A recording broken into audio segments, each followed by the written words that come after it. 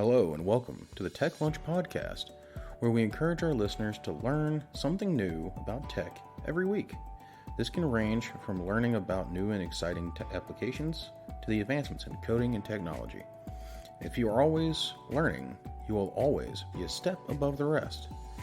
Take the time during lunch or during a break to listen and learn, kind of like a lunch and learn, but for the ears. This podcast will open the listeners' ears to new and exciting technologies they may have not been purviewed to in the past. These topics will range from manufacturing technologies to data collection technologies and everything in between. Hello, I'm Nick. Hello, I'm Ed. Hey, I'm John. And this week we're going to continue down our, 3D printing, rampage here and, on the rant of rants. And, we're going to kind of get into what is your first print? You start thinking about it, you have all these different areas that you can go to print from. Thingiverse, all these other places. But with that, and the innovation of how these printers are these days, you can pretty much print whatever you want. You can print something fun, something, useful, something to annoy your significant other, or just something to annoy your kids. Or, in Ed's case, his grandkids. Or his, actual kids that he uses to annoy his grandkids. Or his grandkids to annoy his kids, and then he goes home and laughs. Yeah, they all work. There's always one way around this proverbial deal, right? But the thing is anything you pick on some of these channels, you can print with any printer out there. With the support that's out there with like the forums and stuff like that. So, I think as long as you're not trying to do you're not coming out the gate saying, hey, I'm going to print ABS. Don't try that. Or, hey, I'm going to come out the gate printing ASA. Don't do that neither. I'm going to try to print nylon. You idiot. That's just how it goes. And once you crack your bed, well, please don't tell us about it because we're going to think it's hilarious. Because what did we tell you? Yeah. Stick to something simple. So that makes me have to ask the question. What was your first print? So, like I said, for me, I would say it was two first prints. There was a first print with you guys, where we did the first layer. There's a YouTube video on that too. Yeah, where we can actually, how to check the first layer. Single point lesson. Yeah. Actually, I used that quite a bit before I start a print. Good, you're my views. Yeah. Yeah, she's the guy. But the first print that I actually did on my own, no help, figured out myself, I did an articulated Stingray. Set it up, did everything, got it to work. Looked at the, I watched it, really patiently, watched it for a while, and I was like, oh, okay. And then after that, I was able to do some other things, like, everybody prints the Mohawk guy. The bearded yellow. The bearded yellow. I call it bearded yellow, but I call him the Mohawk guy. Yeah. Everybody does some type of logo. So I did that quite successfully, and but I think it boils down when you say what do you print or what makes you print what you want to print.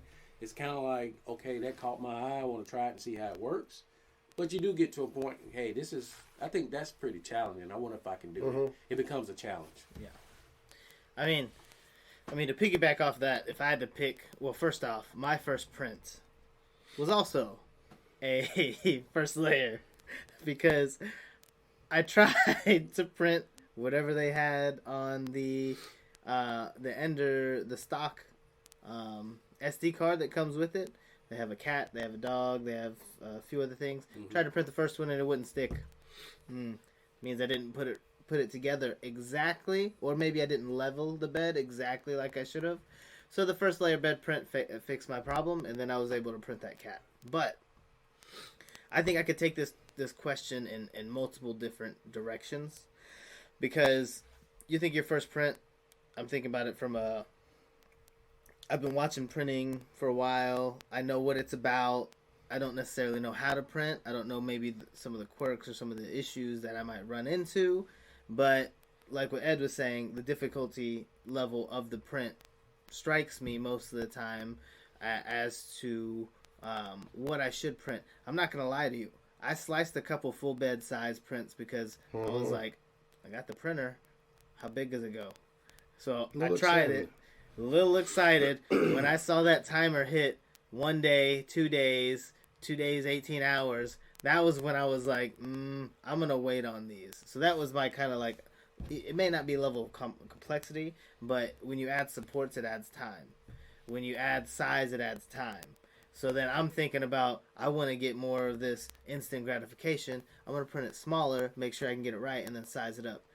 I want to say that that's also a bad way to think about it. Yeah. Because when you size things up, these 3D print files are formatted in such a way that if you size it up, you will create holes. Yeah. And if you create holes, that printer's like, oh, there's nothing here, not going to print nothing.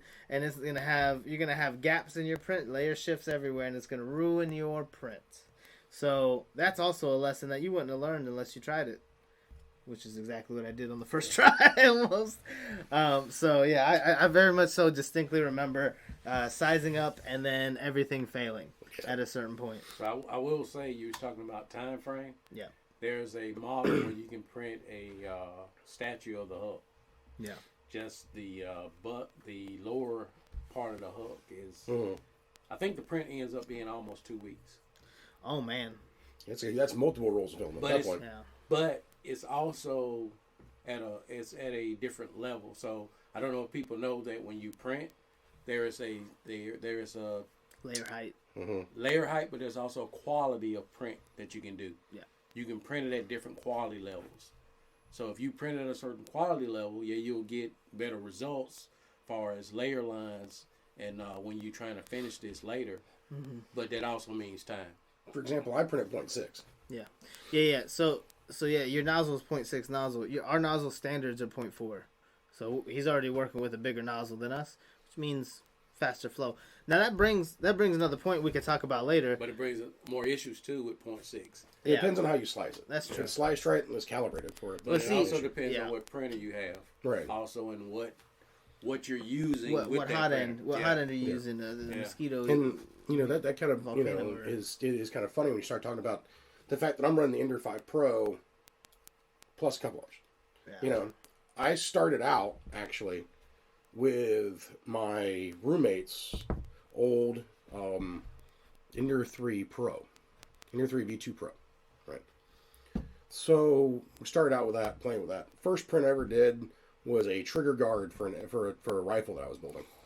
Yeah. So I couldn't get any at the store. I was like, screw it, I could print this for cheaper. Yeah. Right? That, and then we made magazine holders that hold all of our magazines in our range bags. Still use those to this day. Branded a PLA. I tell you one thing, they've been in 100 and some odd degree heat out in the range all day long. Not an issue with them. Then I got the Ender 5 and started and cranked out a couple bearded yells, just because I thought it was fun, with a bunch of freaking filament. And then started printing the bottle openers for my sister. Yep. So I had to get done. So, then I have the other 3 printers that I'm currently working on. Yeah. No, I distinctly remember you guys' first few prints being. I think we talked about it. They were particularly nice, and it gave you that serotonin, that dopamine. Until you started messing with my freaking CR Touch, dick. Well, until we start adding modifications is what you're supposed to say. You're like, hey, you could do this thing right here. What do you mean I could do that? What do you mean? So I also think that when you're picking prints, like if we're talking about picking prints, not even just for your first print too, like you can almost look at a print and say that's a bad print. Like, that ain't gonna go well. That's a bad model. So if you pick, there's something that animators or anyone who's working on game design thinks about when they're if they're making a skin to a character or assigning a skeleton, right. and they talk about polygons a lot. Yep. And you think about if this part has and polygons just any shape structure, right? Yeah. So if you see nothing but polygons, it's going to be very undetailed. If you see no polygons and you can tell exactly what's going on, that means there are polygons. They are just at such a high level that you don't notice it. Yeah. Now here's the funny part. One of my first prints that I did on this printer, because it was after I kind of tooled with it and I started printing in PETG mostly. So I went right off the deep end and right into the world of PETG. But was I don't remember the name of the models. The triangle on triangles. It's a Voron cube, man, or Voron triangle. It's not. It's the one, the mathematical one. It's not a tetrahedron. That is it. It's tetrahedron. I think is just the actual filled in shape, but there's a name for the triangles inside of it. Yeah, it being I don't know. So I did that, and I also did a like a marker holder for a friend of mine who's a teacher. Okay. Yeah. So, but it's like the thing is like the triangle on triangle, that one will freaking stress a printer all no way out, right? Like I'm probably gonna do it on this one just because I can. So it's almost like a bench test. Yeah, exactly. Because you're having to build every single layer is multiple triangles. Then that next layer builds on top of that. You're making if one layer fails, everything falls apart. Yeah. In the grand scheme of things. And it's tough too because not only is it making those bridges to make those triangles and it's making them quickly. It's if it's making the tip of one of the pyramids at the bottom or the triangles at the bottom, it's moving so quick, and then it tries to make a bridge. So what ends up happening a lot of the times is artifacts, like little pieces here drop down, or like you have an under extrusion or an over extrusion, and then you can clearly tell that there's a difference. Yeah, and I didn't mind. I think the half stack of quarters there for a while. Yeah, something tiny.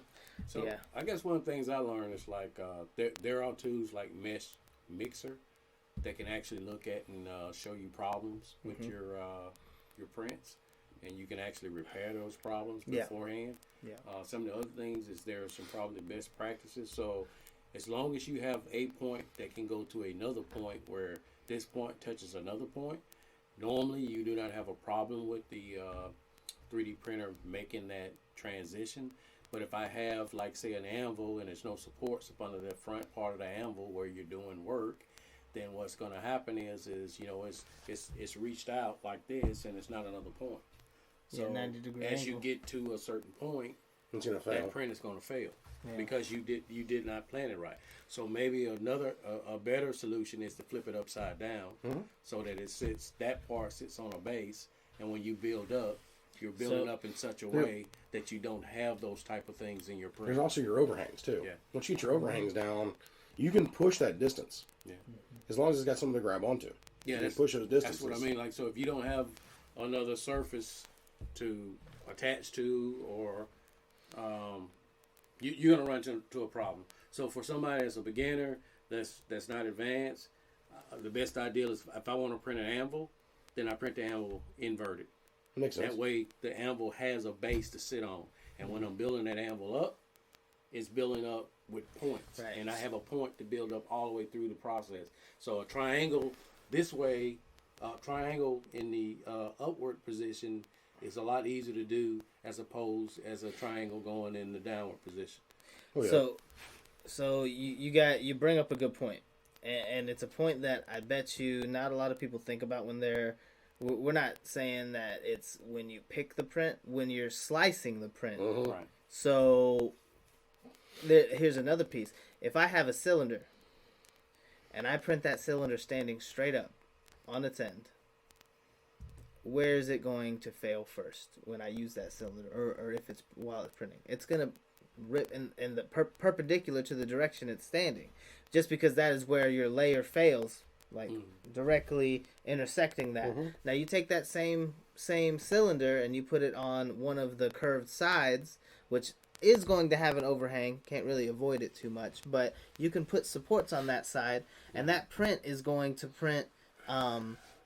Again, the cylinder's on its side. It's going to print, and then the perpendicular direction for where it would fail is you would have to peel it, essentially, kind of like string cheese. That creates strength in your print too. Now with that, to kind of go with that, you can also do, if you're doing a cylinder staying straight up, put an extra large brim on it. Go through your cylinder slicer, put an extra large brim on it to hold it, because most of your failures at the midway point is because the bottom shifted. The bottom shifted and kicked out the other way. So put a larger brim on it, say 10, 5 or 20 lines if you're John. Hey. You want to count successful prints, or we want to count successful prints? I'm just talking about your wasted filament you guys sitting around. Hey, listen, the bags of filament that I'm doing air quotes right now, recycle is always good for the environment. I'm still using that filament, okay? That's mine. Cool. And But the thing is always use a brim. If you're gonna do anything, that's what we're getting at, and that's why we're giving each other a hard time because I started doing a bigger brim on some of my other stuff because I started having issues of layer shifts that just happen out of nowhere. So, and especially at the very top, because there's all that motion, and then snap, something moves, and it always happens to you in dragons, always. I think I'd And attribute that. next thing you know, it's doing back and forth, and things are moving. So you're like, okay, well, let me put a brim on this thing that won't move no more. And guess what? That saves some stuff. But the thing is that's when you find out if you have an incomplete print, because that's when you start seeing holes pop up, because things weren't freaking cut through the slicer correctly. Yep. From the original print. Yeah, that's where you use lots of points of failure. Yeah. But you also that's where you also get into things like the strings, the stringing. Mm-hmm. You also have issues of that too, and there are some things you can do. I mean, I guess you could increase temperature, or I guess you could slow it down if you wanted to. You know, if that was what you want to do. But the whole purpose of getting something, printing something, is you want, like John said, that gratification of your purge and retraction settings and stuff like that. That's why, for the most part, most people starting probably for the first couple months are going to print anything over, I would say, 8 hours. I would say if you're pushing 10 hours, you're looking at that printer like, do I really want to watch it for that long? Because most of the time, if you're starting out, you're going to want to watch it. Yeah, you're going to see. So, a funny story with me is the longest one I've done is 6 hours. Mm-hmm. I attempted one that was going to be 18 hours. Mm-hmm. But, ambitious. Well, not ambitious. I did not validate the bed. Mm. So it was not the fault of the printer. It was the fault of the person controlling the printer. So then you're saying that if I have a longer print, then I should do my calibration print before as well? To be safe? I mean, if you're going to print for 18 hours, you want to make sure everything that's mechanical that can have an effect, or everything for a deviation or something like that. And also, you want to even make sure that you run that through Mixer or whatever you want to use to validate that before you slice it. Because once you slice it, you got it. Mm-hmm. Yeah. You know, and maybe you even want to use a couple of slicers just to see, hey, what's the difference between this slicer and that slicer? Yeah. Do I do a test print? Maybe you just want to do a test print of an hour with this slicer and an hour with that slicer. Yeah. Compare the difference, see what the deviations are. Okay, I like this slicer better. Okay, I'm gonna take my chances on this. And that I think is a great idea. However, it turns its own issues because not all slicers can support all firmwares. Yeah. So now we kind of got the odd man out.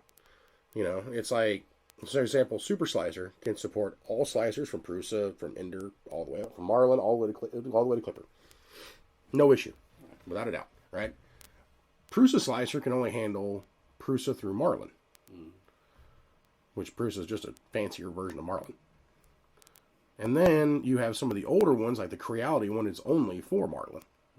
So I think, but now with them including Clipper into their software set as far as the screens and stuff like that, they may expand their old firmware out to support Clipper stuff. Yeah. So you got the guys running more advanced printers, like, you know, myself and John, and a couple other guys we know that have to run Super Slicer to benefit from the firmware install that we've got. You get an added feature. Yeah. But the good thing is, I'll say this, is the Super Slicer, on the other hand, will do everything you want it to inside one slicer. It has its own calibration cubes, everything like that. You can set that letter rotator chip, and she's fine.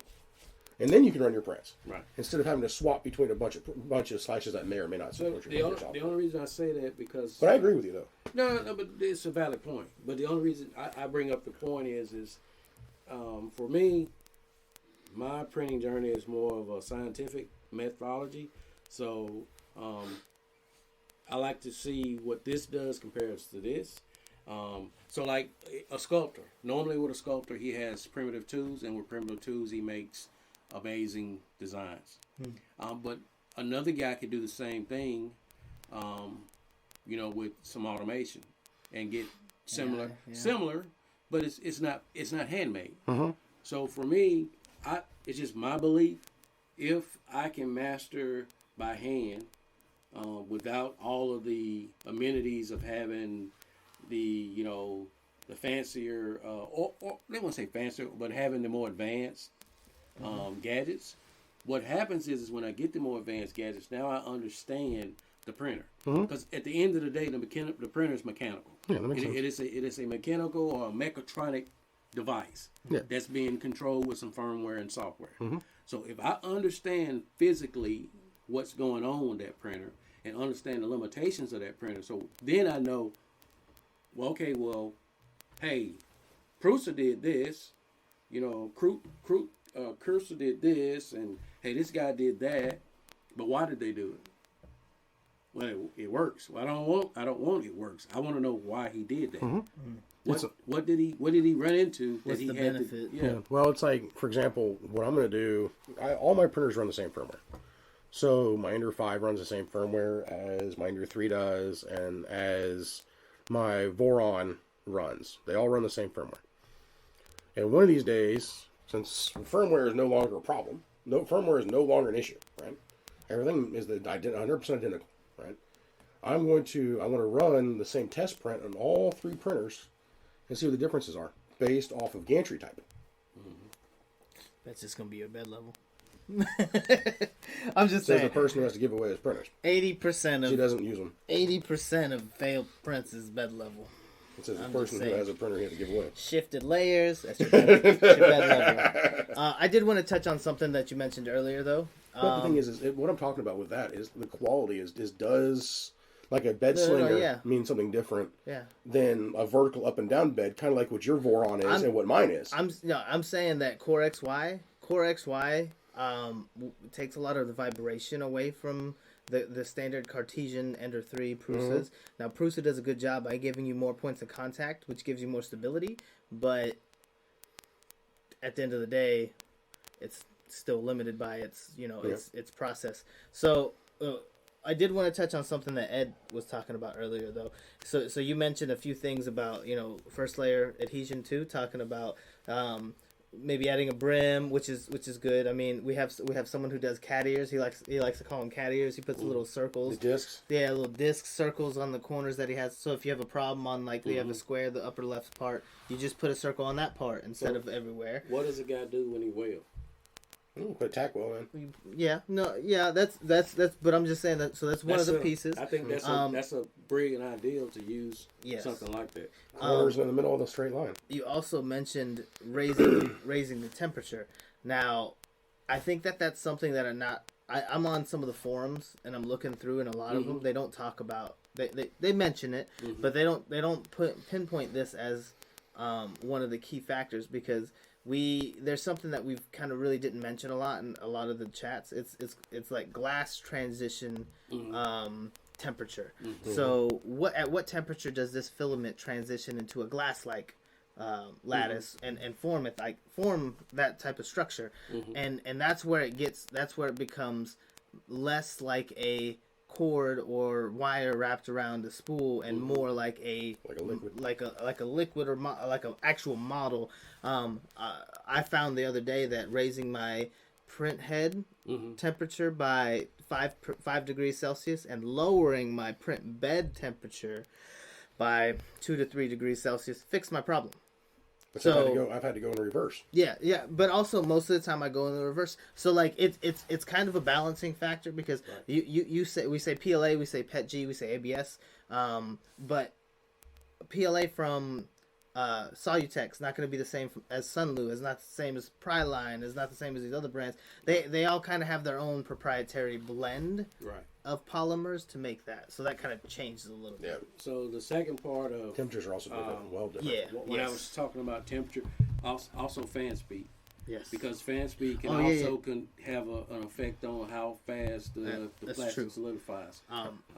But the one thing you was talking about, the material, that's why I take my first my journey is I'm going to go through a certain amount of rolls of PLA, and when I say rolls, the whole roll will be printed just on that one, so I can see with different prints how that roll responds.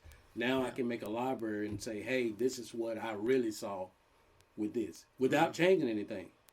So it'll be 2 tests. It was one where I didn't change a thing, and then the second test will be, well, hey, can I optimize this? And once I optimize it and find a sweet spot, now I can make my own thing inside of that slicer, or I can just manually make my own template to say, when I run this particular PLA, these are the settings I'm going to use. And see, when you talk about fan speed, stuff like that, I like my part cooling fan on my Ender 5, I have turned off for the first 20 or 30 lines.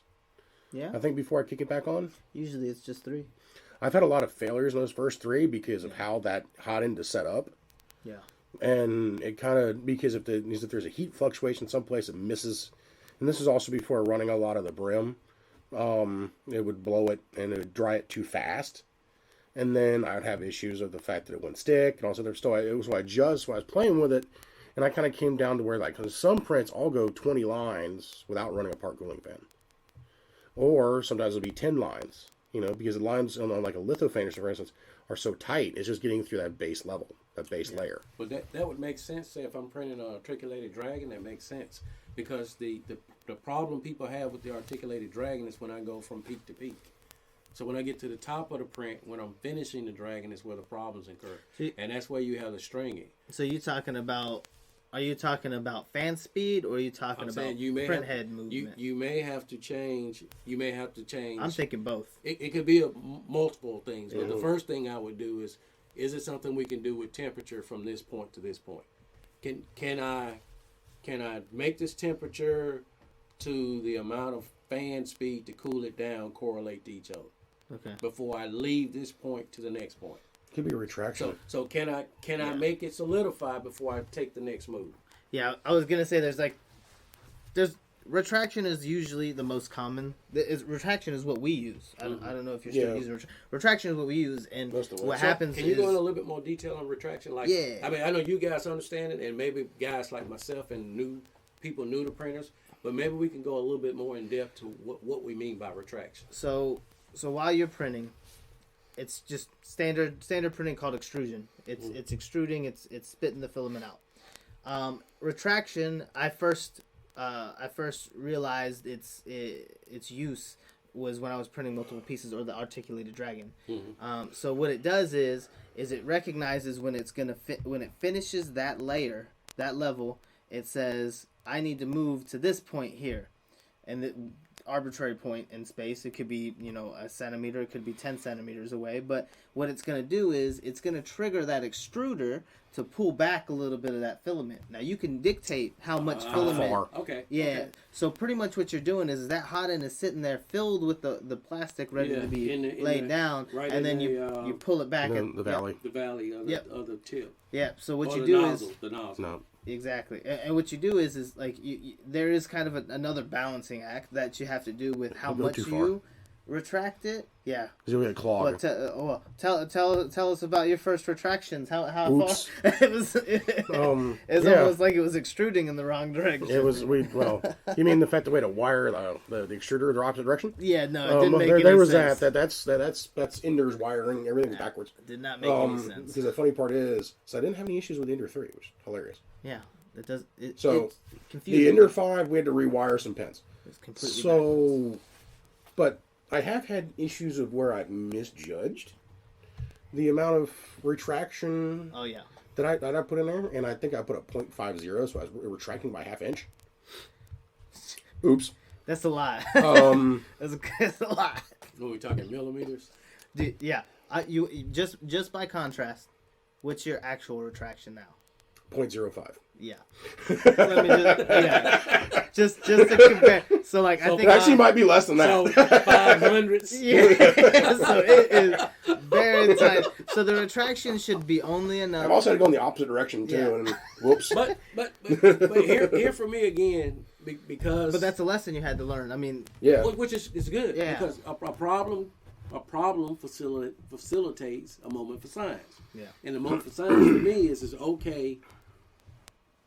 How much can I write G code to say, hey, start at 0.01 and go to here, and then I want to see what happens. You can set up an extrusion and retraction test. Directionals too. You can have it move. Yeah. And the reason I say these things is because then now a person can see, oh, that's why that did that. Yeah. Or I mean, I'm not telling you to tear your printer up. Mm-hmm. but I'm saying you may have to do some things to your printer to make some observations. Well, the thing is replace a couple also print beds. that if you're going to start a new roll of filament, if you're going to start your first print on your first roll of filament should be temperature tower. Yeah, I think that's a good idea. That's what I do. Every time I change the filament on my printer, you'll see temperature towers a lot over the place. As I run a temperature tower on it, and I keep those temperature towers so I can kind of see, okay, cool, if I buy this filament again, this is what I'm looking at. You know? So then I save that in Super Slicer, where every time I trigger that one print, it's at the same temperature because I pulled it off the temperature tower that I had it do. So, you know, if you're changing filaments, the greatest way to know how that system is, how your printer is going to react to that filament is run a temperature tower. It'll run it all the way up from 180, I think, to 220 on PLA. And we'll tell you at you'll see it at every single level what that means. Yeah. And how it looks. Because I think ultimately, like, I know this is like getting a new circular saw, well, a compound miter saw. So you got to do compound miter saw. And everybody, and if you're an experienced carpenter, you know what a compound miter saw does. Yeah. You know what? Hey, what happens if I want to do a double bevel cut? Let's see how that works with this type of wood. I wonder if I put 2 pieces of this type of wood. So it's basically you're gauging your equipment to see what it can and can't do. Now there are people, and I'm saying there are some. I hope I don't offend anybody. There are some idiot savants that can just get a printer and do things, and you're like, oh my God, how did you do that? Yeah. I don't know. I just did this. So there are some people that can just take a printer and just run with it. Yeah. But there are people like me, you know, I have 2 green thumbs, but I don't have 2 PLA thumbs. So I have to work at Question everything. Yeah. But the thing is that's the way to learn, though. Yeah, it's a good way. I mean, diving in head first. How you think? That's how I learned how to swim. All right. Or they dragged me out of the water and then, you know, made me try again. I got thrown in. You didn't make it that time. I had to save you. You want to try again tomorrow? If you can make like he said, for a newbie or a new guy, if you can do a 10-hour print, you scratching the surface. Yeah. However, if you can do a 2-week print, 2 weeks, that means that you takes 2 weeks to print all the parts. Then you understand. Because if one of those pieces fail, there is the possibility that you can print that one print, but if the wrong piece fail, so I give an example. You're talking about printing several prints in 2 weeks' notice, or you're talking about one prints, single print? When you print the Hulk statue, yeah, it takes 2 weeks to print the Hulk statue. But how many parts? It's the torso, the legs, the 2 arms, okay, and then but all those take a certain amount of time. Yeah, it makes sense. I was just saying. Yeah, it takes about 2 weeks. Yeah, and this thing it's. I'll be surprised. I'll be surprised if anybody. Hulk. Yeah, now it's the guy that did it, painted, and everything. Yeah, can't even tell you that. Well, no, I'm not saying I'd be surprised if anybody make it because when you break things down in those pieces, I kind of say that's cheating when you're talking about one print because didn't do them all in one. Yeah, I'm talking about one print over 10 hours. Well, it couldn't fit. Yeah, all those things couldn't fit together on that bed. Yeah, for what he had an Ender Pro 3. Okay. Which when you can do that with the smaller ones, and definitely that's why that was the whole. And here's the thing: he had beauty of the Chiron. He made it to where you can glue these parts together. So there were pieces that were designed to fit together. Well, it didn't turn out right, and he didn't want to sand it, so he cut them off and just glued them together. He putted the seams, and you couldn't even tell it. Now, I'll say this: is if you're a newbie out there and you're trying to run your first print, do not run a full bed print. Don't try to do a full bed. It's just not happen. You're gonna rip your hair out. Let's do the opposite. You're gonna learn the hard way. Do a full bed print, and then you'll learn not to do a full bed print till you understand how to do the basics. Well, the thing is, that'll show your leveling pretty quickly. It's gonna fail. It might be leveled. It can be leveled in the middle, but it won't be leveled on the sides. Hey, but some people say I want to gradually. So some people want to be go ahead and stick your hand in, or stick your tongue in that socket. Well, no. Okay. So like when Wiley Cow was trying to catch the Roadrunner, he did it over a gradual process. He didn't just went ahead and jumped off the cliff.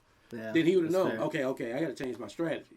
But if your strategy is I'm gonna keep trying to catch the Roadrunner, well, you're gonna spend a lot of time. But if you go ahead and say, oh yeah, don't do that no more. That tears up the bed. Yeah. No. Don't ever do that again. Yeah, I've torn up a few beds with that Pet G stuff, and yeah, whoops. Or run the damn nozzle the wrong damn way. Yeah, done that too. By the way, I had to learn myself. I had to teach myself. Oh. You know, as a guy, I'm gonna learn you something today. So I had to teach myself. So you went 126 instead of 125? No, I was jogging. I was jogging the damn thing and wasn't paying attention. I was like, oh, wait a minute. So you do have to pay attention to direction, because when you're turning that knob, it's turning it in the increments you got set. And if your increments are set to 10, it's set to 10. And if you turn that knob too fast and it shoots up to 100 and something, guess where it's going? 100. Oh, or vice versa. Yeah. If you're at 10 and you hit it 50, it's gonna try to go through your bed. That's what I was saying. You Pull the power. You have to pay attention or turn the knob the other way. Hopefully it catches it that fast. Yeah. Go slower than that. I'm just saying, like, you can turn it until you understand which way to jog that thing. Turn it down to 1. 1 is fine. Yeah. Increment it slowly but surely. Then when you understand how X, Y, and Z works, Don't turn to the max and hope for the best. I mean, I called it. There's one thing I wanted to mention though, or like, if you're a newbie and you're grabbing a temp tower off a Thingiverse or something, make sure you read the directions. You are not slicing that entire tower at the same temperature. The whole point of the tower is that it changes at the levels that is noted. So if you slice it all at 220, then you will know what a print looks like at 220, but not 210, not 200, not 205, no. So read the directions, because that's what I did. I was like, all degrees look good. That's why I started using the Prusa Slicer one. The Prusa Slicer one, man, has not failed me yet. It's a lot better. There's a couple ways. If you're doing Cura, there's a script that you can write, and there's a way that you could do that. I'm not sure, but I definitely did pull up a YouTube video. But it was once I did the one, I could repeat. It was repetition, so I think Prusa Slicer has one out too. Since they did the update. Is Cura free? Yep. Cura is free. It's made by Ultimaker.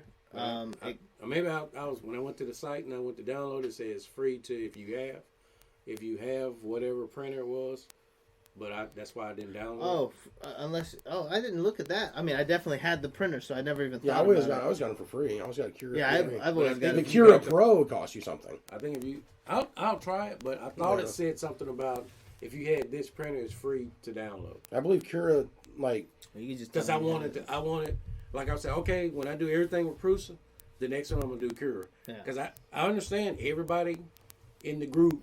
It's very similar. Has done whatever with the slicers and whatever type of firmware, but there are still people that buy Novas and restore a Nova back to what a Nova was. Yeah, they don't put ABS brake systems on it. No, they don't put CD players in them. No. Okay, so it's still free. Okay, so I'm saying, like, for me, with that, for me. That's what I used to use. I would rather understand a bare bones system because maybe I'm arrogant. I believe I can do better with the hardware. We won't confirm nor deny you're arrogant. Yeah, I think I'm arrogant, and I also am arrogant enough to say that I even think that I can do better on the firmware. I don't think I need Marlin. I think maybe I make my own thing. Well, if you think about it, Clipper's all written in Python. You can do a fork of Python, fork of Clipper. But why don't I just do Python and make my own? Yeah, I mean, I was the only thing I was saying is complexity. I mean, you're thinking about features and usability. If someone else is, or a group of people are working on it, you're probably going to have more features or more time, I should say, to spend on more tinkering time. Not saying that you wouldn't be able to do those things. Well, I'm not saying that this is no trivial pursuit. This is something that's going to take time. This is something that it's not going to be simple. Yeah. The hardware stuff, I'm confident on the hardware stuff. I've been doing electronics since I was 6 years old. I have no qualms about what I can do with electronics. I mean, I'm currently learning Python, and I think it would be neat if I can make a rudimentary or a primitive thing that controls a printer with Python. I mean, obviously, why would I reinvent the wheel? Right. But I would like to see if I could do something primitive just to see if I can make it work. Right. I mean, but at that point, you just need your GPIO pin. At that point, and you can make it move left, right, up, and down. Oh, I mean, when I say move, I mean like do something primitive from a printer point of view. Right, but still, as long as you have your GPIO pins, you should be good to go. Yeah. So it's all based on GPIO. I think it'll be cool. I mean, I don't think it's something like, well, hey, this guy invented something better than the proofs. It's not what I'm saying. I'm just saying maybe it comes a day that a person can take a few components and build their own 3D printer. Really, maybe that guy can go buy his own extruded aluminum and build his own printer. And he doesn't have to pay $300 or $700 or $1,500, but he get a printer that works like a $3,000 print. Maybe there's a kit, there. Yeah, most people are working towards kits and stuff like that. To be honest with you. Yeah. I mean, that's the direction. That's why a lot of places got the kits on sale. You build it yourself, all that good stuff. So yeah, that's what we did. I'll say this, y'all. I'm sorry about the blip towards the middle. So it's a blip. Yeah, it blipped again. Oh, no. But hey, that's what it is when you're doing a recording, right? We apologize for your ears. Yeah, your ears might need that, but yeah. Sorry. Hell, you're listening to us, so. Yeah, I guess might already be hurt by this point. But start off. The thing is we're not trying to scare you from doing prints. Not at all. We want to welcome you to the craziness. Let's have a little bit of fun. Let's kind of see where we're at. But I think that we've kind of came towards the end of the first print. We kind of got on a little bit of a little bit of a tangent. But and I just want to say thank you to everybody. I looked at the stats the other day. We're at 1083. Doing great. Love it. Love to see people popping out of their woodwork from other locations. Other parts of the world that we haven't seen before. And it's kind of fun to see those people pop in and stuff like that. Drop us a line on on YouTube or something like that. Come over, say hello. You'll see us on there. And you'll see the first print we did with Ed. That single point lesson. And then we'll go from there. Come on, check us out. Make a couple comments on the stuff. Come on, subscribe, and come join the fun side. Kind of see what we're doing. We're gonna be doing a lot of advocacy soon and stuff like that. Kind of pushing for what we need to push for. And you'll start seeing some stuff from small little side thing that we got going on called Vulcan R3D. Amongst other things. Yeah. Some stuff that's coming out. If you're interested in lithophanes, then hey, guess what? You might be wanting to stick around for that. So, and you also get the fun part about having to listen to something with us ramble about the educational journeys coming up. So, but, with that, I say thank you. We love y'all. We really appreciate y'all being here. Listening to us, taking your time out of your day to open your ears, your hearts, and, pay attention to us, kind of ramble. So, we wish you all the best. We hope y'all had a great, holiday season and great new year, if it's already hit where you're at, which hopefully it should have by now. I know the Chinese New Year is a different time of year, but the thing is we hope y'all are the best. We hope you're doing well. Hope you're feeling well, and hope to see you back again next week. So I'm going to turn over to the guys for the parting words and the challenge of the week. So thank y'all, and we'll talk to you soon. So like I said, we appreciate all of the support and all the people listening. I will do a few short videos and show a few of the prints that I did. Being a beginner, just show you what I did. Nothing complicated or crazy, but I'll just do like just a little show off of what I did and where I'm at so far. And I appreciate you guys listening. Yeah, guys, just to echo the same thing both these guys have said. I always appreciate having a media to kind of chat about these things. I often we're talking about these things anyway, so it just kind of made sense to kind of get it out there. And if any of the knowledge can help anybody else, why not, right? It's the whole point of the thing, right? So if you had any questions, if you there was anything we brought up in here that you kind of didn't quite understand, maybe we didn't explain it well enough, you want to know more about, just shoot us a comment, ask us, check out that single point lesson. It's great for making sure that your bed is level, at least for your first few prints. We'll see you on the next one, guys. Appreciate it. So I know other places have like a question of the week, but yeah. I wonder if you guys would be interested in doing a print of the week, and we kind of have we'll guys will look at it and say, and we'll pick who had the best print of the week. Yeah. So maybe that's something we can do with you guys. You know, maybe you guys have printers and you start a 3D print. Yeah. Maybe we can do a 3D print, and then maybe if we get enough support, maybe we'll offer some type of I don't know, reward or something for the best print of the month. Yeah, I don't think so. Yeah, like maybe that. we'll just have to see That's how a cool it goes. thing. Yeah. And, you know, I think that, you know, we go through it, do it on YouTube and kind of, you know, see where we're at, you know, see where everybody else is. If anything, you know, if they want to do a live stream, you can see our ugly mucks in real time. You know, and that may Yeah. more, excuse me, guys. That may make more sense to show off some of the things we printed in a live stream as opposed to. Are you talking about us 3D printing? Just or our kind of for me, from a okay. beginner. Okay. Some of the stuff you've done, some of the stuff Nick They're gonna done. make fun of me. but No, it's fine. but maybe we inspire somebody. Yeah, that's fair. And, you know, think about this. You know, we also, which I'm going to throw Ed on the spot real quick before we sign off. And I'll leave Ed with our parting freaking little shot here. Is, you know, Ed does a great job with our blog, you know, blog.vulcanara.com. Y'all go take a look at that. You know, some of the stuff he has in there has some really good information. And, you know, I know he's working hard on that. And, you know, I know we add some more to it. But, you know, we've had our own little holiday extravaganza and some stuff with work going on. So a little behind. But, you know, we're there. And soon you'll also see the ebooks come out too, and we'll let y'all know when that release is. Mm-hmm. You know, we'll let you know where they're at. We'll put it on the website so y'all can find them, and all the different locations they're sold at. So, you know, I'll turn it over to Ed for the challenge of the week. So, like I said, I think the biggest thing is whatever technology you're into, whatever thing you like to do, whether it's you know, making things for cosplay, or whether it's making some gadget like a smart mirror, or whether it's doing something like 3D printing like we, the three of us guys are doing, we'll like to hear about it. So, like I said, you know, we would like to see, how about anything that you created? How about you guys send us in some submissions of anything you've created? Now let's make sure we're not sending anything that's inappropriate, but you know, anything that you guys created that you want to send. Maybe we'll have a little gallery and we'll do something once a week. Do a little without or do a short video of it on YouTube and send it to us. Yeah, that'll be perfect. And walk us through how you did it. Yeah. So what your trials and tribulations are. We want to hear that. Yeah. So because we want to hear that if you have any problems, if we can help you. You know, we're not experts, but we like to have fun with it. We want y'all to have fun with it, and you know, we want y'all to be part of this culture. Yeah. So, all right, y'all. You know, y'all have a good one, and we'll talk to you soon.